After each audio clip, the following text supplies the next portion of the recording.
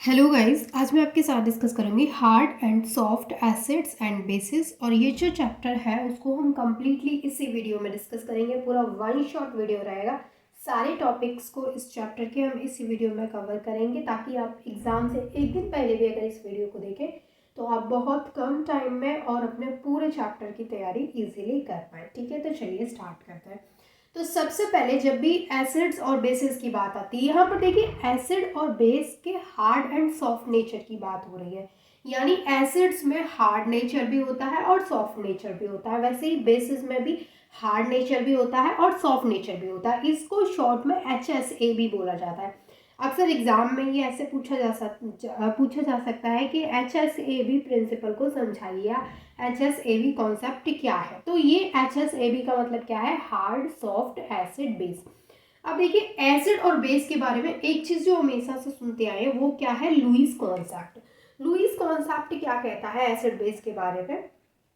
देखिए Lewis concept जो है, लुईस कॉन्सेप्ट कहता है कि जो इलेक्ट्रॉन पेयर को एक्सेप्ट करते हैं उनको बोलते हैं लुईस एसिड,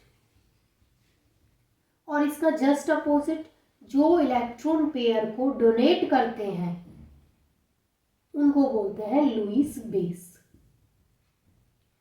अब यहां तक हमें ये चीजें तो पता थी कि एक एसिड होता है एक बेस होता है, ठीक है, लेकिन हमें ये अभी आके पता चला कि एसिड्स में भी हार्ड एंड सॉफ्ट पढ़ना होता है एंड बेसिस में भी हार्ड एंड सॉफ्ट बेसिस पढ़ना होता है, जो कि इस चैप्टर में हम डिटेल में स्टडी करेंगे।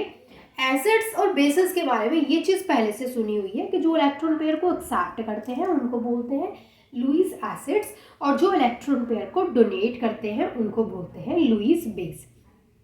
अब यहाँ पर देखिए आपने हमेशा से एक चीज़ सुनी होगी और मैंने भी कई बार आपको बताई है कि कोई भी कॉम्प्लेक्स जब बनता है, कोई भी कॉम्प्लेक्स जब बनता है तो वो दो चीज़ों से मिलकर के बनता है। किस किस से? एक तो उसमें होता है मेटल और दूसरा उसमें होता है लिगेंड। सॉरी, एक तो होता है उसमें मेटल और दूसरा होता है उसमें लिगेंड, कोई भी कॉम्प्लेक्स जब बनता है। अब इसका अगर मैं आपको एक एग्जांपल दूं कि किस तरीके से मेटल एंड लिगेंड मिलकर के कॉम्प्लेक्स का फॉर्मेशन करते हैं, तो जैसे आपने इस तरीके के कॉम्प्लेक्स हमेशा देखे होंगे, ठीक है, तो इसमें आपको पता है कि मेटल और लिगेंड दोनों मिलकर क्या बना रहे हैं? कॉम्प्लेक्स को फॉर्म कर रहे हैं। तो कॉम्प्लेक्स दो चीजों से मिलकर के बनता है। अब ये आपको कॉम्प्लेक्स नहीं पढ़ना है इसमें, ये जस्ट मैंने आपको समझाने के लिए बताया कि कोई भी जो कॉम्प्लेक्स होता है वो दो चीज़ों से मिलकर के बना होता है। अब मैंने आपको यहाँ पे कॉम्प्लेक्स के बारे में क्यों बताया है उसके पीछे भी रीज़न है। उसके पीछे रीज़न क्या है कि जो मेटल है यहाँ पे वो क्या होती है? वो लुईस एसिड होता है। यानी ये जो वर्क करता है वो as a acceptor, electron pair को एक्सेप्ट करने का वर्क करता है, और यहाँ पे जो लिगेंड है वो इलेक्ट्रॉन पेयर को डोनेट करते हैं। तो ये इलेक्ट्रॉन डोनर होते हैं और ये इलेक्ट्रॉन एक्सेप्टर होते हैं। इसलिए जो मेटल है वो लुईस एसिड की तरह वर्क करता है और जो लिगेंड है वो लुईस बेस होता है। ठीक है, ये जस्ट आपके समझने के लिए मैंने आपको बता दिया, क्योंकि कभी कभी क्या होता है कि थोड़ा सा चीज़ें आपको ज़्यादा अच्छे से पता होनी चाहिए, थोड़ा सा डिटेल में पता होना चाहिए कि कॉम्प्लेक्स की बात कर रहे हैं तो उसमें भी आपको पता होना चाहिए कि कौन सा वहाँ पे लुईस एसिड की तरह बिहेव कर रहा है एंड कौन सा वहाँ पे लुईस बेस की तरह बिहेव कर रहा है। अब देखिए पियर्सन जो थे, पियर्सन एक साइंटिस्ट थे, उन्होंने 1963 में एक कॉन्सेप्ट दिया, एक उन्होंने क्या दिया? प्रिंसिपल दिया। पियर्सन ने 1963 में, पियर्सन ने 1963 में क्या किया कि जो मेटल है और जो लिगेंड है, पियर्सन ने 1963 में मेटल आयन को और लिगेंड को दोनों को दो पार्ट्स में डिवाइड कर दिया। कैसे? मेटल को उन्होंने दो पार्ट में डिवाइड किया एंड सेम लिगेंड को उन्होंने दो पार्ट में डिवाइड किया। तो जब मेटल को उन्होंने दो पार्ट में डिवाइड किया तो एक उन्होंने बोला हार्ड एसिड और एक उन्होंने बोला सॉफ्ट एसिड। सेम जब लिगेंड की बात हुई तो एक हुए हार्ड बेस और दूसरे हुए सॉफ्ट बेस। अब तक हमने क्या चीजें पढ़ी थी कि मेटल क्या होता है? लुईस एसिड होते हैं और लिगेंड क्या होते हैं? लुईस बेस होते हैं। पियर्सन ने आकर के इनको फर्दर डिवाइड कर दिया कि एसिड्स में भी हार्ड एसिड्स होते हैं, सॉफ्ट एसिड्स होते हैं एंड बॉर्डर लाइन एसिड्स भी होते हैं, और कुछ बॉर्डर लाइन एसिड्स भी होते हैं, बॉर्डर लाइन एसिड्स भी होते हैं। सेम लिगेंड को उन्होंने दो पार्ट में डिवाइड किया कि हार्ड बेस भी होते हैं, सॉफ्ट बेस भी होते हैं, और कुछ बॉर्डर लाइन बेसिस भी होते हैं।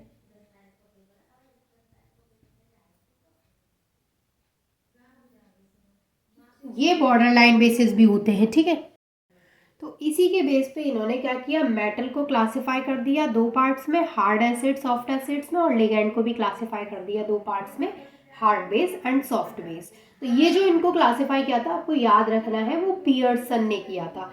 तो एक चीज़ आपको हमेशा याद रखनी है कि जो HSAB प्रिंसिपल है वो पियर्सन ने दिया था, क्योंकि पियर्सन ने ही तो बताया है कि हार्ड एसिड्स भी होते हैं, सॉफ्ट एसिड्स भी होते हैं, हार्ड बेसिस भी होते हैं और सॉफ्ट बेसिस भी होते हैं, ये बताया है पियर्सन ने, ठीक है। तो चलिए पियर्सन का हम क्लासिफिकेशन देख लेते हैं। तो सबसे पहले हम यहाँ पे बात करेंगे क्लासिफिकेशन ऑफ एसिड्स की। क्लासिफिकेशन ऑफ एसिड्स, एसिड्स को इन्होंने क्लासिफाई किया था एक तो हार्ड एसिड में और एक सॉफ्ट एसिड में। इसको hard acid and soft acid में क्लासिफाई किया। अब यहाँ पर देखिए जो हार्ड एसिड्स होते हैं इनमें इन्होंने हार्ड एसिड्स की प्रॉपर्टीज़ को बताया, और यहाँ सॉफ्ट एसिड्स में इनकी प्रॉपर्टीज़ को बताया। तो दोनों की जो प्रॉपर्टीज़ थी वो एक दूसरे से डिफरेंट थी, तभी तो उन्होंने बोला कि एक हार्ड एसिड्स होते हैं, एक सॉफ्ट एसिड्स होते हैं। अब इन्होंने यहाँ पे क्लासिफिकेशन जब किया तो हार्ड एसिड्स की प्रॉपर्टीज़ में सबसे पहली प्रॉपर्टी जो थी वो थी कि ये lighter and highly charged metal ion होते हैं, यानी बहुत लाइट होते हैं और इन पे जो चार्ज होता है वो हाईली चार्ज, बहुत चार्ज होता है इन पे, ठीक है। सेकंड थी कि इन पे पॉजिटिव चार्ज होता है, हाई पॉजिटिव चार्ज होता है। थर्ड है कि ये इनके पास वैलेंस इलेक्ट्रॉन नहीं होते हैं, यानी इनके पास वैलेंस इलेक्ट्रॉन जो होते हैं वो कम होते हैं, जिसकी वजह से ये इजीली पोलराइज्ड नहीं होते हैं, ये कांट बी इजीली पोलराइज्ड। इनकी जो इलेक्ट्रोनेगेटिविटी होती है वो हाई होती है, ये स्टेबल कॉम्प्लेक्स बनाते हैं बेस के साथ में एंड प्रोटॉन के साथ में अच्छे से बाइंड हो जाते हैं, ठीक है। वहीं अगर सॉफ्ट एसिड्स की बात करें तो ये यूजुअली लो ऑक्सीडेशन स्टेट में मिलते हैं, यानी इनकी जो ऑक्सीडेशन स्टेट होती है वो लो होती है, और जो हार्ड एसिड्स होते हैं इनकी ऑक्सीडेशन स्टेट हाई होती है, ठीक है। सॉफ्ट एसिड्स जो होते हैं इनके पास वैलेंस इलेक्ट्रॉन ज़्यादा होते हैं, इसलिए ये इजीली पोलराइज्ड हो जाते हैं। इलेक्ट्रोनेगेटिविटी हार्ड एसिड्स की ज़्यादा होती है, लो एसिड्स की कम होती है। जो सॉफ्ट एसिड्स होते हैं वो भी स्टेबल कॉम्प्लेक्स बनाते हैं बेस के साथ में, लेकिन ये अच्छे से प्रोटॉन के साथ में बाइंड नहीं होते हैं, जबकि हार्ड एसिड्स अच्छे से प्रोटॉन के साथ में बाइंड हो जाते हैं। तो ये है इन दोनों के बीच में डिफरेंस। अगर डिफरेंस आता है दोनों के बीच में तब भी आप यही लिखेंगे वहाँ पे। अगर दोनों की प्रॉपर्टीज़ बताने को आया कि बताइए हार्ड एसिड्स क्या होता है, या फिर सिर्फ एक पूछ लिया कि सॉफ्ट एसिड्स क्या होता है, तब भी आप वहाँ पे इन्हीं प्रॉपर्टीज़ को लिखेंगे, ठीक। फिर उन्होंने क्या किया, बेसिस को भी same hard base and soft basis में क्लासिफाई किया। तो उनकी यहाँ पर कुछ प्रॉपर्टीज़ मेंशन है कि जो हार्ड बेसिस होते हैं वो यूजुअली एनाइन होते हैं या फिर न्यूट्रल मॉलिक्यूल भी हो सकते हैं। सेम सॉफ्ट बेसिस जो होते हैं वो भी एनाइन भी हो सकते हैं और न्यूट्रल मॉलिक्यूल भी हो सकते हैं। अब देखिए हार्ड बेसिस जो होते हैं इनमें क्या होते हैं, जो डोनर एटम्स प्रेजेंट होते हैं उनकी इलेक्ट्रोनेगेटिविटी क्या होती है, हाई होती है। तो इनकी इलेक्ट्रोनेगेटिविटी यहाँ पे हाई है, जबकि जो सॉफ्ट बेसिस होते हैं उनमें जो डोनर एटम्स प्रेजेंट होते हैं उनकी इलेक्ट्रोनेगेटिविटी लो होती है। तो इनकी इलेक्ट्रोनेगेटिविटी लो एंड इनकी इलेक्ट्रोनेगेटिविटी हाई होती है, ठीक है। हार्ड बेसिस जो होते हैं इजीली पोलराइज्ड नहीं हो सकते हैं, जबकि ये इजीली पोलराइज्ड हो जाते हैं। हार्ड बेसिस के जो वैलेंस इलेक्ट्रॉन होते हैं, तो ये जो बेसिस है वो हार्डली उनको होल्ड करके रखते हैं अपने वैलेंस इलेक्ट्रॉन को, इसीलिए इनको क्या बोला जाता है, हार्ड बेसिस बोला जाता है, क्योंकि ये अपने इलेक्ट्रॉन्स को हार्डली होल्ड करके रखते हैं, ठीक है, स्ट्रॉन्गली होल्ड करके रखते हैं। जबकि सॉफ्ट बेसिस क्या होते हैं कि वो अपने इलेक्ट्रॉन्स को सॉफ्टली होल्ड करते हैं, जिसकी वजह से ये सॉफ्ट बेसिस बोले जाते हैं। ठीक है। हार्ड बेसिस जो होते हैं इनके completely filled low energy orbitals होते हैं, यानी जो लो एनर्जी ऑर्बिटल्स होते हैं वो कंप्लीटली फिल्ड रहते हैं इनके। जबकि जो सॉफ्ट बेसिस हैं उनके जो लो एनर्जी ऑर्बिटल्स होते हैं वो कंप्लीटली फिल्ड नहीं रहते हैं, वो क्या होते हैं, एम्प्टी होते हैं। ठीक है। अब यहाँ पे ये तो हमने एसिड्स और बेसिस के क्लासिफिकेशन की बात की। अब मेन जो आता है वो आता है पियर्सन HSAB प्रिंसिपल। तो पियर्सन HSAB प्रिंसिपल जो था, जो कि मैंने अभी आपको जस्ट बताया है, लेकिन उन्होंने अपनी जो डेफिनेशन दी थी और उन्होंने किस तरीके से बताया था कि स्टेबल प्रोडक्ट या फीजिबल रिएक्शन होगी, वो यहाँ पे हम पियर्सन HSAB प्रिंसिपल में पढ़ते हैं। तो इसको बोलते हैं पियर्सन HSAB प्रिंसिपल। अब देखिए, आपको एक चीज क्या याद रखनी है कि ये इम्पोर्टेंट टॉपिक है, ये इम्पोर्टेंट है एग्जाम के पॉइंट ऑफ व्यू से, अक्सर पूछा जाता है कि बताइए पियर्सन HSAB प्रिंसिपल क्या कहता है।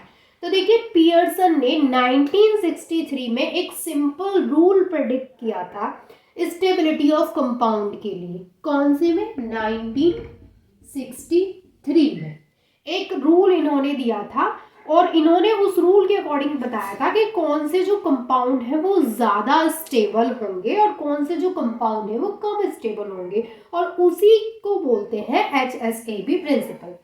यानी पियर्सन ने एक रूल दिया था। पियर्सन, वो क्या था वो मैं भी आपको जस्ट एक्सप्लेन करूंगी। पियर्सन ने 1963 में प्रपोज्ड रूल, इन्होंने एक रूल प्रपोज किया था for predicting the stability of compound.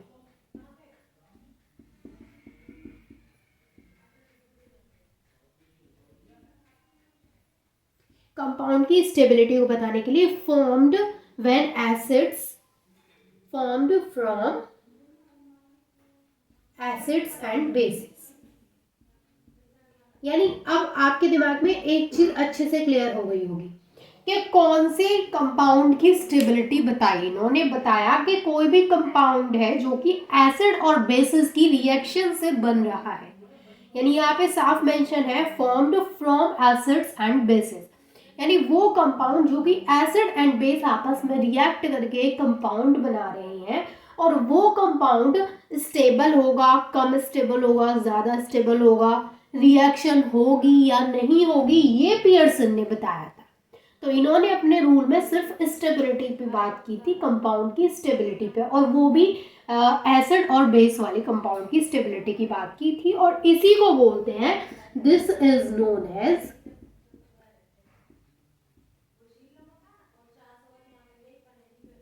HSAB principle.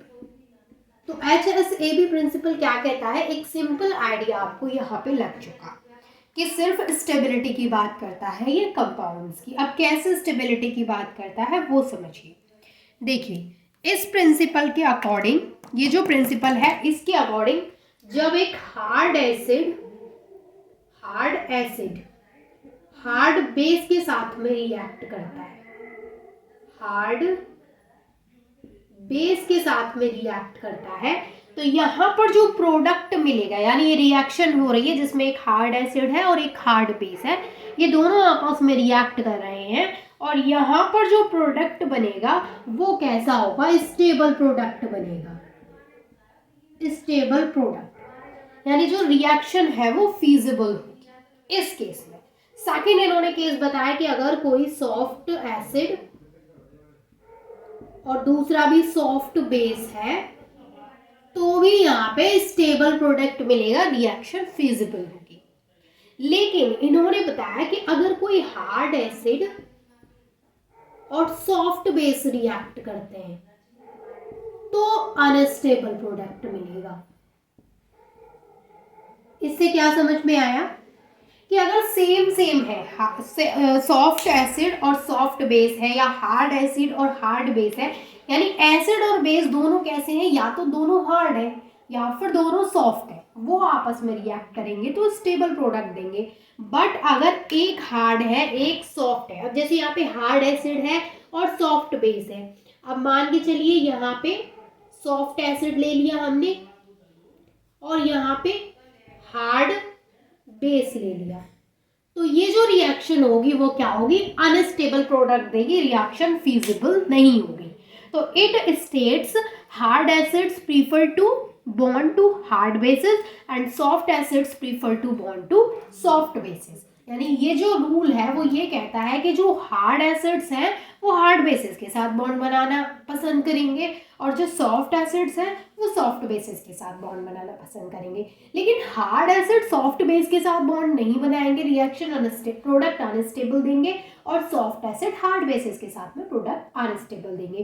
तो प्रोडक्ट अगर आपको स्टेबल प्रोडक्ट चाहिए तो आपको क्या करना है कि जो कॉम्बिनेशन है एसिड और बेसिस का वो या तो हार्ड हार्ड का होना चाहिए या फिर वो सॉफ्ट सॉफ्ट का होना चाहिए। लेकिन अब एक्सेप्शंस तो हर जगह पे आते ही हैं, तो कुछ एक्सेप्शंस भी मैं आपको यहाँ पे बता दूंगी कि कुछ ऐसी रिएक्शंस भी होंगी जो कि एक्सेप्शन होंगी, जिनमें कि हमें ये देखने को मिलेगा कि वहाँ पर हार्ड और सॉफ्ट के कॉम्बिनेशन से रिएक्शन हो रही है, बट वहाँ पे जो प्रोडक्ट है वो फिर भी स्टेबल है। ठीक, अब यहाँ पे इसके कुछ एग्जाम्पल्स देख लेते हैं। जो पियर्सन HACCP प्रिंसिपल है उसमें इतना लिखने के बाद आपको एग्जाम्पल देना पड़ेगा। एग्जाम्पल आप क्या देंगे वहाँ पे, अभी मैं आपको बताती हूँ। जो एग्जाम्पल मैं आपको यहाँ पे कराऊंगी वही एग्जाम्पल आप लिखेंगे और क्या देंगे। अब देखिए यहाँ पे जो एग्जाम्पल हम लेंगे हमें वहाँ पे ये भी बताना पड़ेगा कि जो रिएक्शन हो रही है उसमें कौन सा हार्ड एसिड है और कौन सा सॉफ्ट बेस है। तो अगर हम इसके एग्जाम्पल की बात करें, ये पियर्सन के जो HACCP प्रिंसिपल है उसके एग्जाम्पल की मैं यहाँ पे बात कर रही हूँ। तो पहला है कि लिथियम आयोडाइड रिएक्ट करता है सीजियम फ्लोराइड के साथ में, तो यहाँ पर जो प्रोडक्ट देता है वो देता है LiF लिथियम फ्लोराइड एंड इसके अलावा सीजियम आयोडाइड, ये प्रोडक्ट मिला। अब यहाँ पर ये जो रिएक्शन है वो एक स्टेबल प्रोडक्ट दे रही है।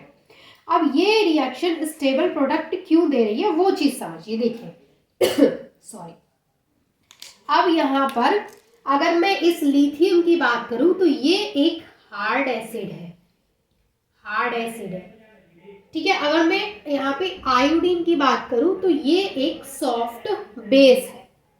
यहाँ पे जो सीजियम है वो सॉफ्ट एसिड है और जो फ्लोरीन है यहाँ पे वो सॉफ्ट हार्ड बेस है।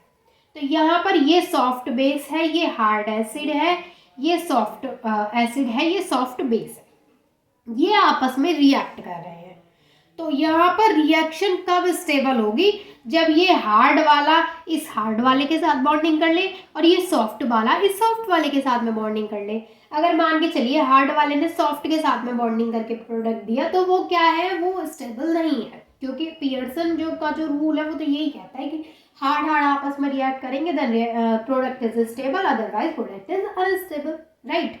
अब यहाँ पे क्या होता है, देखिए ये लिथियम और यहाँ पे जो आयोडीन है, अब आप देखेंगे लिथियम ने जो बॉन्ड बना रखा है वो फ्लोरीन के साथ में बनाया है और जो यहाँ पे सीजियम है उसने बॉन्ड जो बनाया है वो आयोडीन के साथ में बनाया है।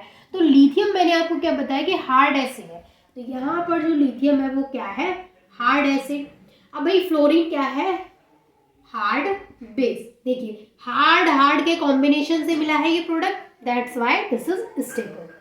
अच्छा यहाँ पे देखिए सीजियम ये क्या है, ये सॉफ्ट एसिड है, ये सॉफ्ट एसिड है और जो यहाँ पे आयोडीन है वो सॉफ्ट बेस। ये क्या है, ये एकदम बढ़िया कॉम्बिनेशन से रिएक्शन कंप्लीट हुआ है।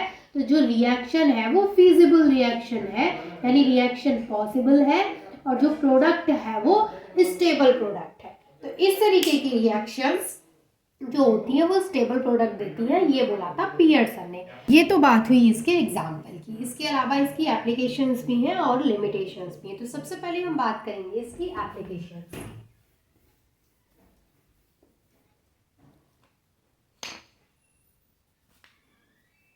Applications of HACCP principal.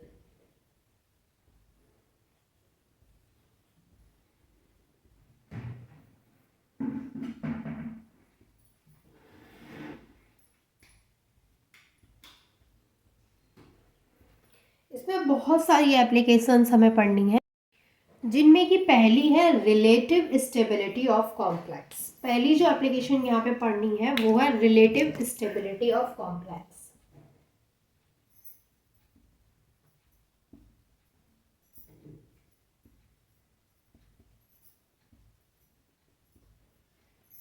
देखिए, रिलेटिव स्टेबिलिटी ऑफ कॉम्प्लेक्स क्या कहता है कि अगर हार्ड एसिड, वही सेम चीज़ें रिपीट होंगी, हार्ड एसिड हार्ड बेस के साथ में रिएक्ट करता है तो स्टेबल कॉम्प्लेक्स मिलेगा।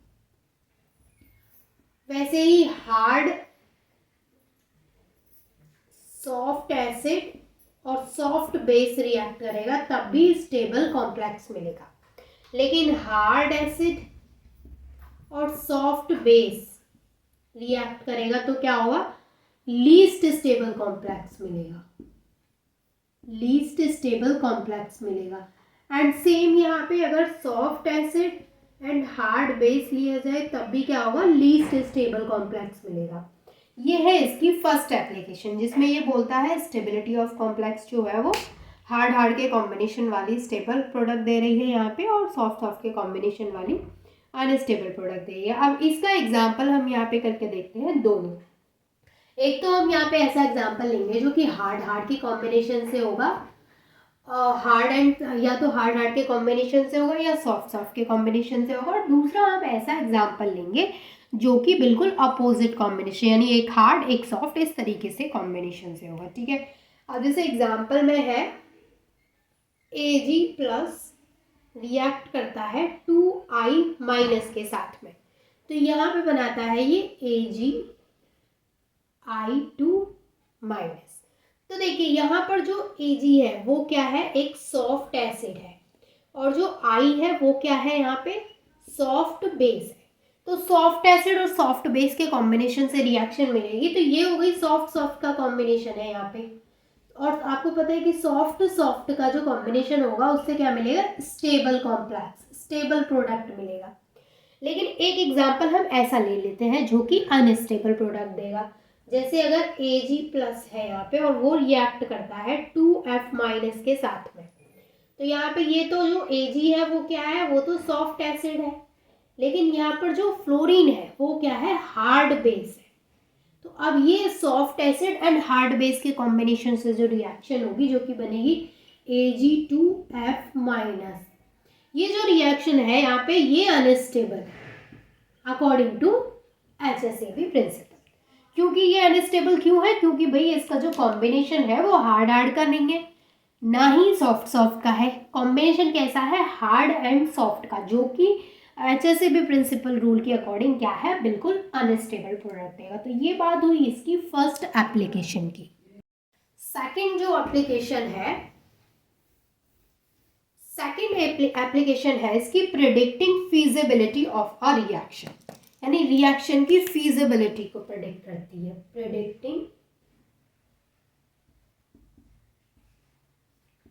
Feasibility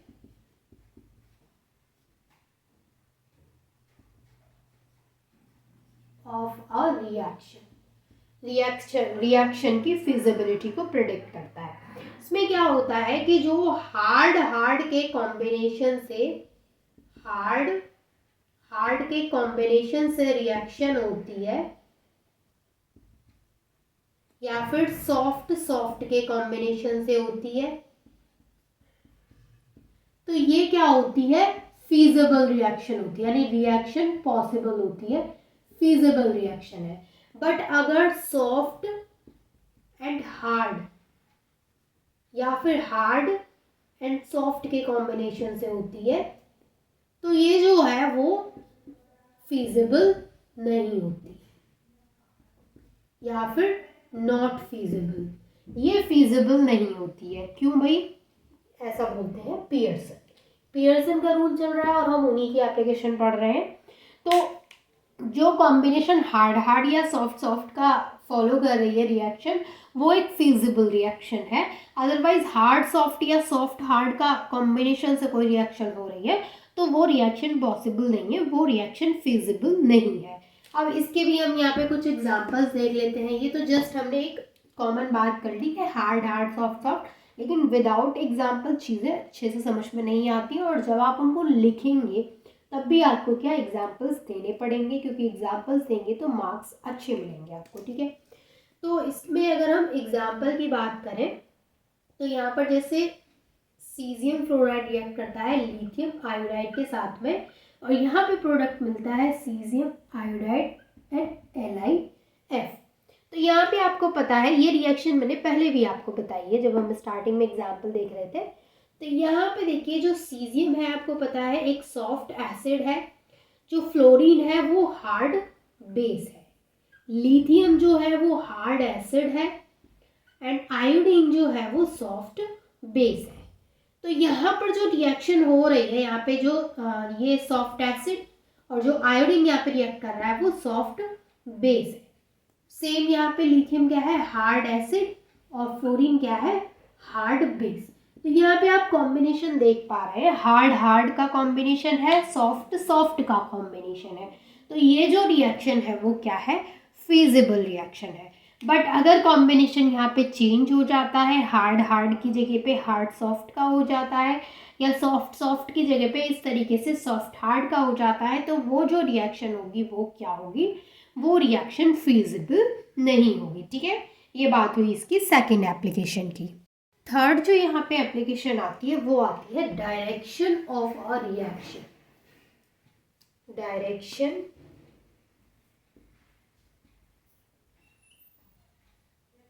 of a reaction. अब देखिए ये बोलता है कि जो रिएक्शन की डायरेक्शन है वो क्या होती है, फॉरवर्ड डायरेक्शन होती है।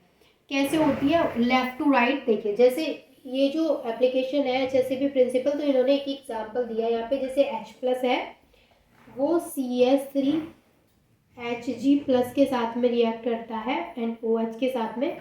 तो यहाँ पे ये तो आपको पता है ये क्या है, हार्ड एसिड है, ये यहाँ पे सॉफ्ट एसिड है, और जो OH है यहाँ पे वो हार्ड बेस है।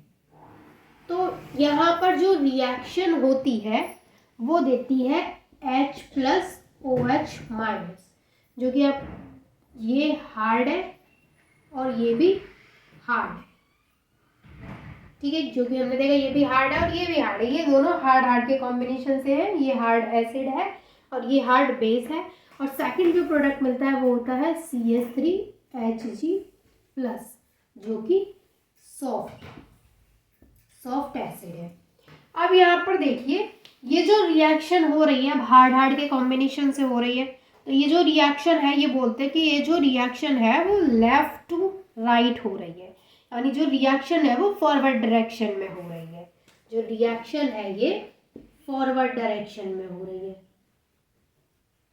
फॉरवर्ड डायरेक्शन में ये रिएक्शन फॉरवर्ड डायरेक्शन में होगी, क्योंकि ये जो है हार्ड हार्ड के कॉम्बिनेशन में है, यानी कि फिजिबल रिएक्शन है। अब यहीं पे एक और एग्जांपल इन्होंने दिया कि अगर मान के चलिए H+ CH3Hg+ SH-, यहाँ पे देखिए SH- है, यहाँ पे OH- है, यहाँ पे SH- है। तो ये यहाँ पे प्रोडक्ट देता है H+ SH- CH3Hg+। तो यहाँ पर ये तो है हार्ड एसिड, ये है यहाँ पे सॉफ्ट एसिड, एंड ये है यहाँ पे सॉफ्ट बेस।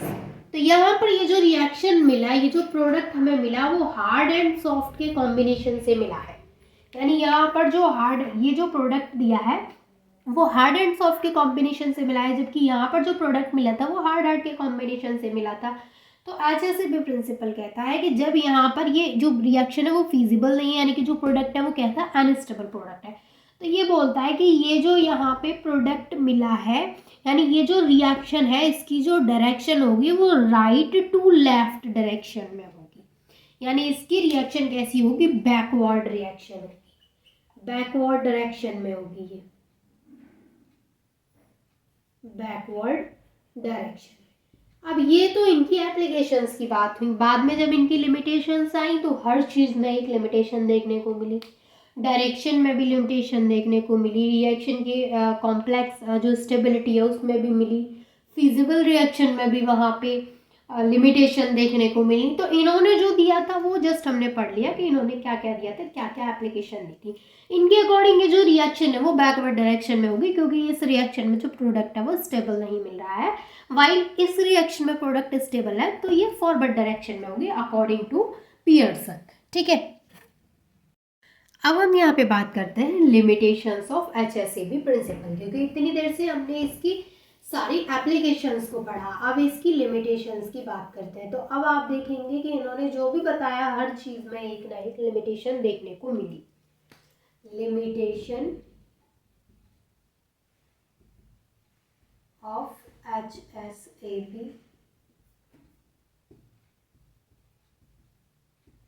HSAB प्रिंसिपल की लिमिटेशन, जिसमें कि पहली जो लिमिटेशन यहाँ पे देखने को मिली थी वो ये है कि इनके अकॉर्डिंग हार्ड एंड सॉफ्ट के कॉम्बिनेशन से रिएक्शन स्टेबल प्रोडक्ट देती हैं। बट एक्चुअल में कुछ ऐसी भी रिएक्शंस होती हैं जो कि HSAB प्रिंसिपल के अकॉर्डिंग तो फिजिबल है ही नहीं, बट एक्चुअल में वो रिएक्शन फिजिबल है। एक्चुअल में जो प्रोडक्ट मिल रहा है वो स्टेबल प्रोडक्ट मिल रहा है। जैसे हम यहाँ पे देखें, पहली जो लिमिटेशन वो ये है SO3 जब रिएक्ट करता है HF के साथ में, तो यहाँ पर ये जो प्रोडक्ट देता है वो देता है HSO3- और इसके अलावा F-। अब यहाँ पर जो SO3 है ये सॉफ्ट बेस है, और जो हाइड्रोजन है यहाँ पे वो हार्ड एसिड है, और जो फ्लोरीन है यहाँ पे वो हार्ड बेस है। यहाँ पे सेम हाइड्रोजन क्या है, हार्ड एसिड, SO3 क्या है, सॉफ्ट बेस, और F क्या है यहाँ पे, हार्ड बेस। अगर यहाँ पे एक चीज आप ढंग से देखें तो यहाँ पे हार्ड एंड सॉफ्ट के कॉम्बिनेशन से रिएक्शन हो रही है, तो according to this principle this reaction is not feasible. But actual में ये जो रिएक्शन है वो स्टेबल प्रोडक्ट भी दे रही है, जो प्रोडक्ट मिला है वो स्टेबल है और रिएक्शन भी ये फीजिबल है। तो ये क्या है, पहली लिमिटेशन हो गई HSAB प्रिंसिपल की। अब यहाँ पर ये जो रिएक्शन है वो क्यों फीजिबल है, क्यों हो रही है, ये रूल नहीं बता रहा ये चीज़, ये रूल बाद में ये चीज़ पता चली कि जो रिएक्शन है वो पॉसिबल हो रही है। तो क्यों हो रही है, क्योंकि देखिए जो स्ट्रॉन्गर बेसिस होते हैं उनके पास टेंडेंसी होती है वीकर बेसिस को रिप्लेस करने की, उनकी जगह से हटाने की। अब जैसे यहाँ पे ये सॉफ्ट बेस है और यहाँ पर क्या है, ये हार्ड बेस है, तो यहाँ पर जो हार्ड बेसेस होते हैं उनके पास टेंडेंसी होती है जो वीक बेस है वो क्या करते हैं, उनको हटा देते हैं। तो यहाँ पर क्या है, HF ये हो गया यहाँ पे HSO3, यानी हार्ड एंड सॉफ्ट के कॉम्बिनेशन से ये रिएक्शन हो रही है, but still this is a feasible reaction. ठीक है, तो ये हुई इनकी पहली लिमिटेशन। दूसरी लिमिटेशन क्या दी थी इन्होंने, सेकंड लिमिटेशन इन्होंने ये दी, उसमें भी हम रिएक्शन करके देख लेते हैं। यहाँ पर जो प्रोडक्ट हमें मिला वो एकदम स्टेबल प्रोडक्ट मिला। अब जैसे मेरे पास नेक्स्ट रिएक्शन है OH- CH3HgSO3 माइनस के साथ में रिएक्ट करता है, तो ये प्रोडक्ट देता है CH3HgOH एंड SO3 तो यहाँ पर जो OH है वो है हार्ड बेस, जो कि एक स्ट्रॉन्गर बेस है। ठीक है, अब यहाँ पर ये देखिए, ये जो है सॉफ्ट बेस ये एक स्ट्रॉन्गर बेस है, तो ये स्ट्रॉन्गर बेस है तो इसके पास टेंडेंसी है, इसने क्या कर दिया यहाँ से इस हार्ड बेस को यहाँ से रिप्लेस करा दिया। हार्ड, ये जो यहाँ पे फ्लोरीन है वो वीक बेस है, तो मैंने आपको एक चीज़ बताई अभी कि ये है हमारा हार्ड बेस, ये स्ट्रॉन्गर बेस, ये है स्ट्रॉन्गर बेस, स्ट्रॉन्गर बेस, और ये है फ्लोरीन यहाँ पे वीक बेस।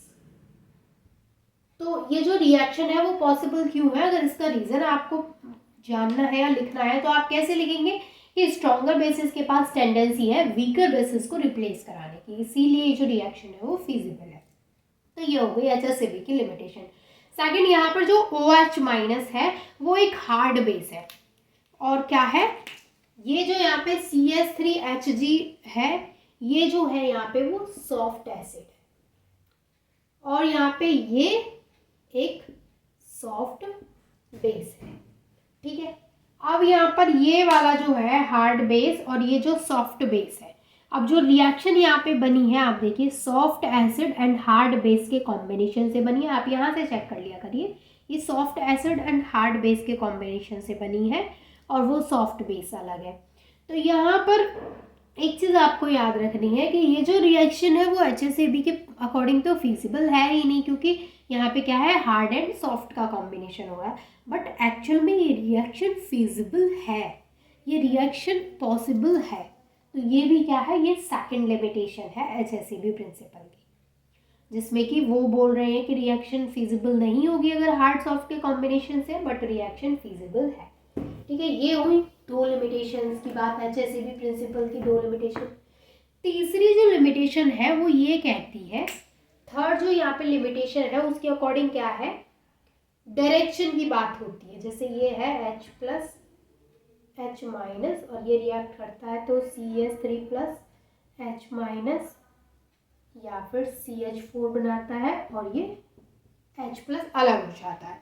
तो यहाँ पर जो रिएक्शन हो रही है वो सॉफ्ट सॉफ्ट के कॉम्बिनेशन से हो रही है, सॉफ्ट सॉफ्ट के कॉम्बिनेशन से हो रही है, क्योंकि ये क्या है सॉफ्ट एसिड है, ये क्या है हार्ड एसिड और ये हार्ड बेस। तो यहाँ पर जब ये सॉफ्ट सॉफ्ट के कॉम्बिनेशन से रिएक्शन हो रही है तो अकॉर्डिंग टू HCl प्रिंसिपल इस रिएक्शन की जो डायरेक्शन है वो कैसी होनी चाहिए भाई, बैकवर्ड होनी चाहिए, क्योंकि इस रिएक्शन की जो डायरेक्शन है वो बैकवर्ड नहीं सॉफ्ट सॉफ्ट के कॉम्बिनेशन से हो रही है, तो इसकी डायरेक्शन कैसी होनी चाहिए, फॉरवर्ड डायरेक्शन होनी चाहिए। लेकिन ये जो रिएक्शन है this reaction will proceed right to left, ये जो रिएक्शन है वो राइट टू लेफ्ट प्रोसीड करती है, जबकि ये जो रिएक्शन है वो कैसी होनी चाहिए, लेफ्ट टू राइट होनी चाहिए HCl प्रिंसिपल के अकॉर्डिंग।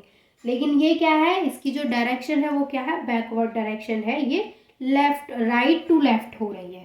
तो रीज़न क्या है यहाँ पे इसके पीछे का, इसके पीछे का जो रीज़न है वो ये है कि ये यहाँ पे वीक बेस है और ये यहाँ पे स्ट्रॉन्ग बेस है, और वीकर बेस की जो टेंडेंसी होती है वो स्ट्रॉन्ग बेस को रिप्लेस नहीं करा पाते हैं, इसकी वजह से ये जो रिएक्शन है वो राइट टू लेफ्ट डायरेक्शन में होती है, राइट टू लेफ्ट डायरेक्शन में होती है। तो ये भी क्या है, एक इसकी लिमिटेशन है।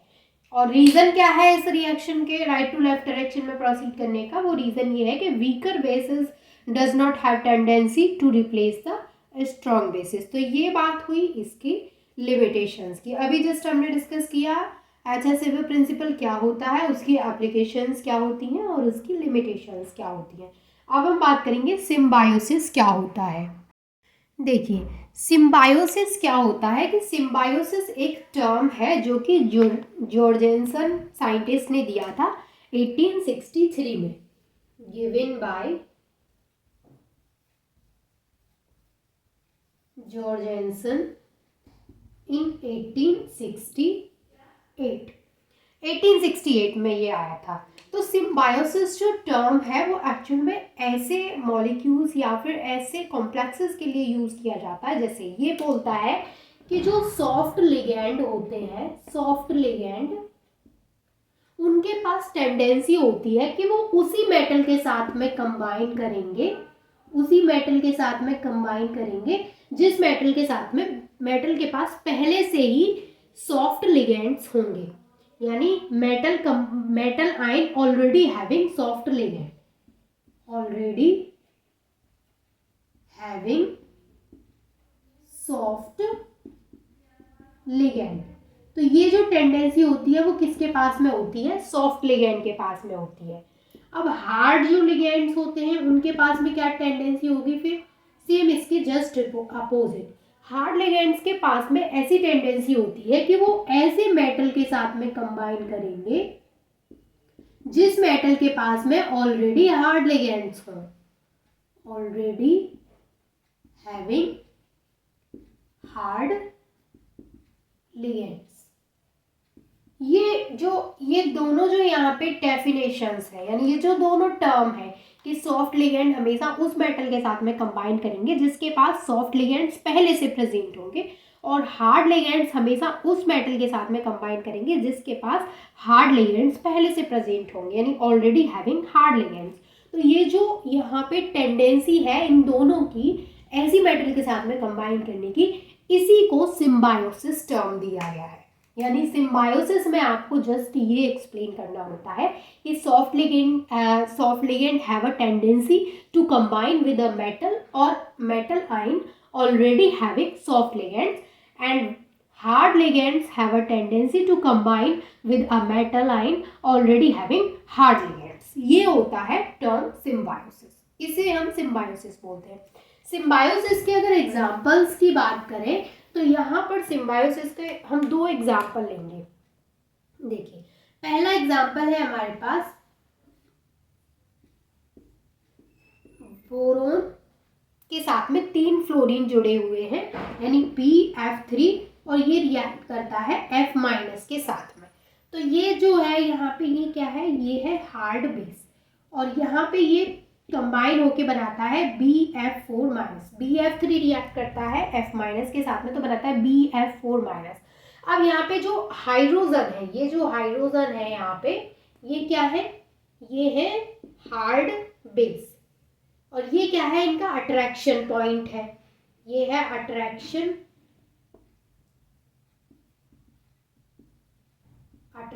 पॉइंट।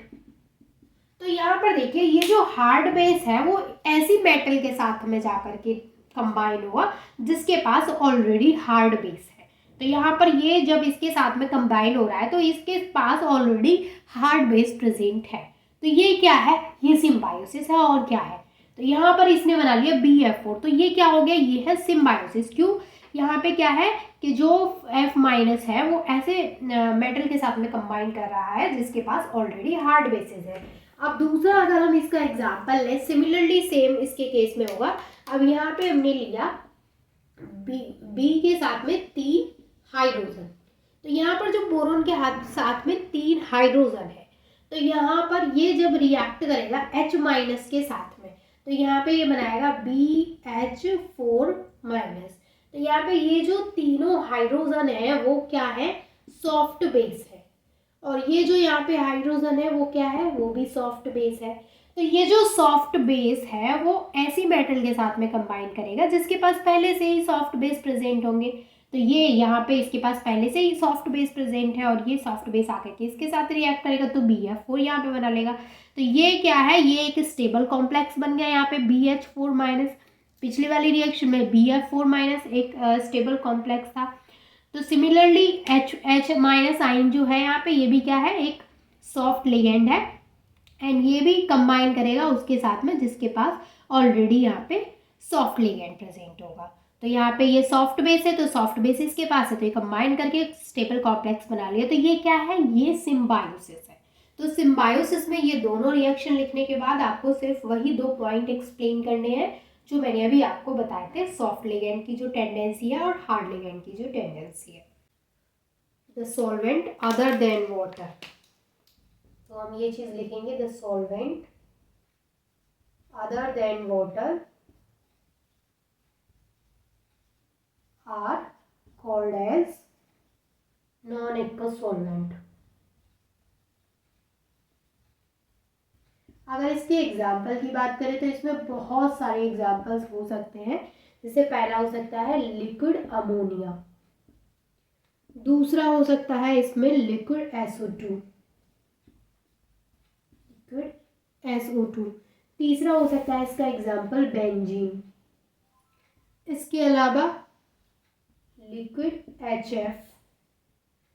इसमें बहुत सारे एग्जाम्पल्स हो सकते हैं। इसके अलावा भी बहुत सारे एग्जाम्पल्स होते हैं नॉन एक्वस सॉल्वेंट के।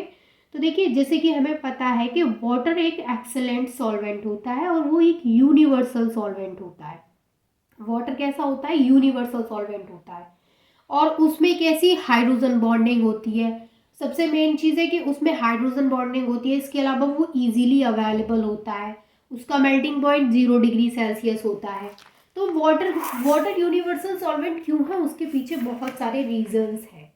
ठीक है, बॉइलिंग पॉइंट उसका 100 डिग्री सेल्सियस होता है, लेकिन नॉन एक्वस सॉल्वेंट कौन से होते हैं? जो वाटर के अलावा जो सॉल्वेंट्स होते हैं वो नॉन एक्वस सॉल्वेंट्स होते हैं, जिनके एग्जांपल्स मैंने आपको यहाँ पे नोट करवा दिए।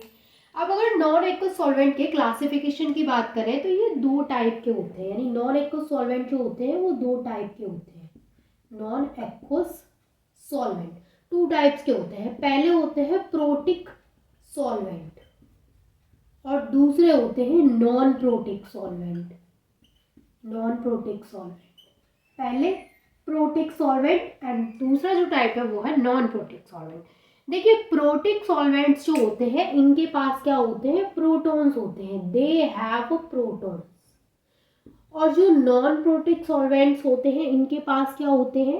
प्रोटॉन्स नहीं होते हैं, दे डोंट हैव प्रोटॉन्स। इनके पास में प्रोटॉन्स नहीं होते हैं, जबकि प्रोटिक सॉल्वेंट के पास में प्रोटॉन होते हैं। अच्छा, नॉन प्रोटिक सॉल्वेंट की एग्जांपल की बात करें तो इसमें हो गया C6H6, इसके अलावा SO2 यानी बेंजीन हो गया एक, तो दूसरा सल्फर डाइऑक्साइड। अच्छा, प्रोटिक सॉल्वेंट की एग्जांपल की बात करें तो इसमें आता है HF, H2SO4, इसके अलावा NH3 एंड N2H4, इसके अलावा क्लोरोफॉर्म भी इसका एग्जाम्पल है। तो ये बात हुई कि प्रोटिक सॉल्वेंट के पास तो प्रोटॉन्स होते हैं और जो नॉन प्रोटिक सॉल्वेंट्स होते हैं उनके पास प्रोटॉन्स नहीं होते हैं। अब अगर हम यहाँ पे बात करें रिएक्शन की, रिएक्शन इन BrF3, तो सबसे पहले हम यहाँ पे बात करते हैं कि देखिए जो यहाँ पे ब्रोमीन ट्राईफ्लोराइड है, इसको बोलते हैं ब्रोमीन ट्राईफ्लोराइड। ये जो है वो एक इंटर हैलोजन कंपाउंड होता है विद फॉर्मूला BrF3।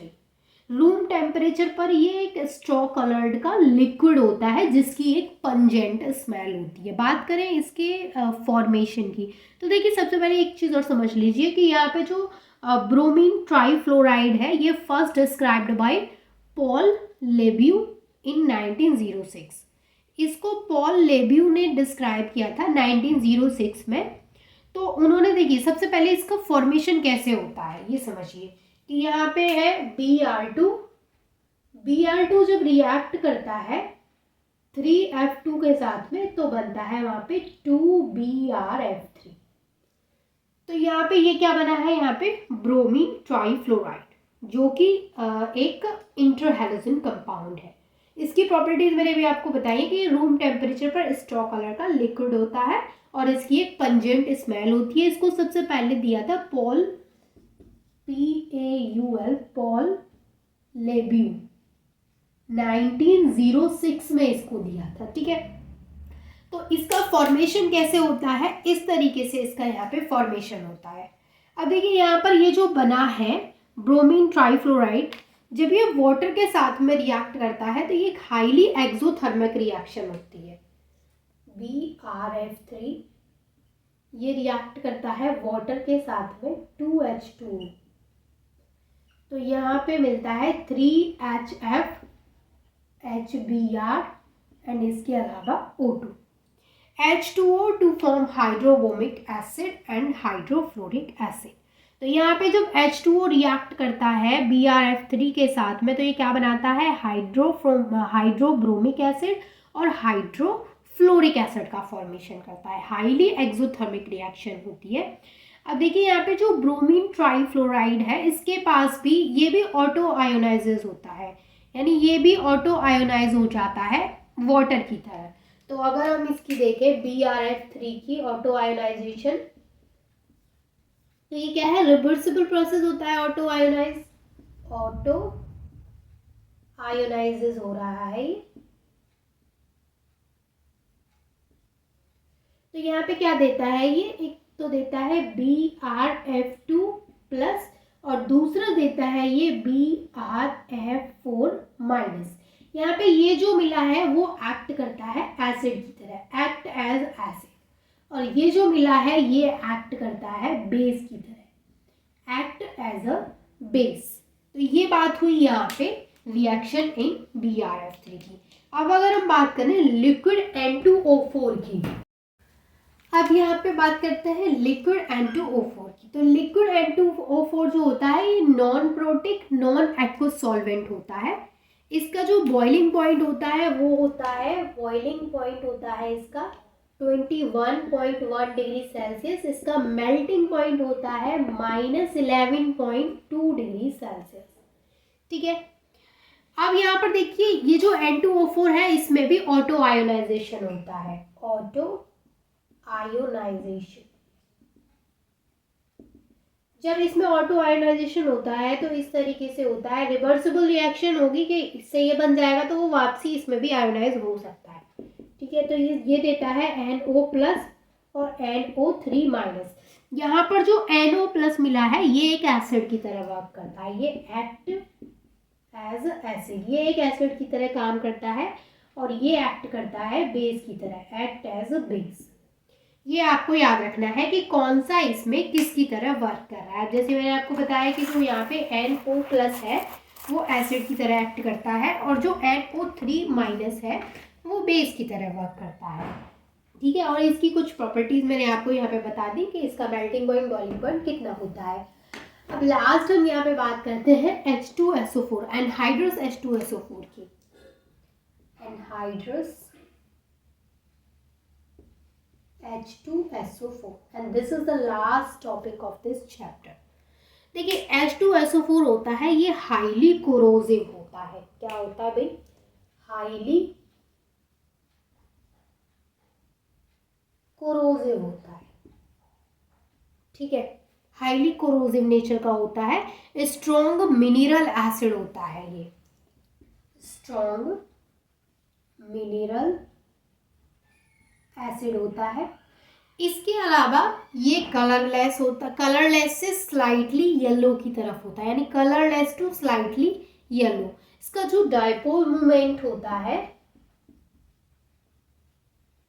सॉरी, इसका जो डायपोल मोमेंट होता है वो होता है 2.96। ठीक। अब यहाँ पे ये जो है H2SO4 इसमें भी क्या होता है, लाइक वाटर ये भी ऑटो आयोनाइजेशन शो करता है। इसमें ऑटो आयोनाइजेशन किस तरीके से होता है? ऑटो आयोनाइजेशन, इसमें ऑटो आयोनाइजेशन ऐसे होता है कि जो H2SO4 है क्या है, ये रिवर्सिबल प्रोसेस है। ये सभी जो ऑटो आयोनाइज हो रहे हैं वो सभी क्या है, रिवर्सिबल होते हैं। तो एक तो यहाँ पे देता है HSO4- और दूसरा यहाँ पे देता है ये H+। अब यहाँ पर जो HSO4- मिला है वो किसकी तरह एक्ट करता है, एक्ट एज अ बेस। अब देखिए ये जो यहाँ पे H+ मिला है वो H2SO4 के साथ, देखिए H2SO4, तो यहाँ पे ये क्या देता है H3SO4+, यानी जब ये इसके साथ में रिएक्ट करता है तो ये देता है H3SO4+। तो यहाँ पर ये जो मिला है H3SO4+, ये एसिड की तरह बिहेव करता है, एक्ट एज एसिड। ये यहाँ पे एसिड की तरह बिहेव करता है और जो HSO4 ये जो मिला है वो यहाँ पे बेस की तरह बिहेव करता है, एक्ट एज अ बेस। तो ये था हमारा पूरा कंप्लीट चैप्टर जो कि मैंने आपके साथ डिस्कस किया। ऑटो आयोनाइजेशन जो है वो इम्पॉर्टेंट है, उसको अच्छे से तैयार कर लीजिएगा। आपको पता होना चाहिए कि जब ये ऑटो आयोनाइजेशन इनमें होता है तो किस तरीके से ये आयोनाइज होते हैं और ये रिवर्सिबल होता है, ये चीज़ बिल्कुल याद रखनी है आपको। रिवर्सिबल प्रोसेस होता है तो आपको रिवर्सिबल वाला साइन लगाना है सभी में। तो हमने इस चैप्टर के सारे टॉपिक्स को वन बाय वन यहाँ पे डिस्कस किया है। आई होप कि वीडियो आपके लिए हेल्पफुल रही होगी। अगर ये वीडियो आपको अच्छी लगी तो वीडियो को लाइक करें एंड चैनल को सब्सक्राइब करें and thank you so much for watching this video.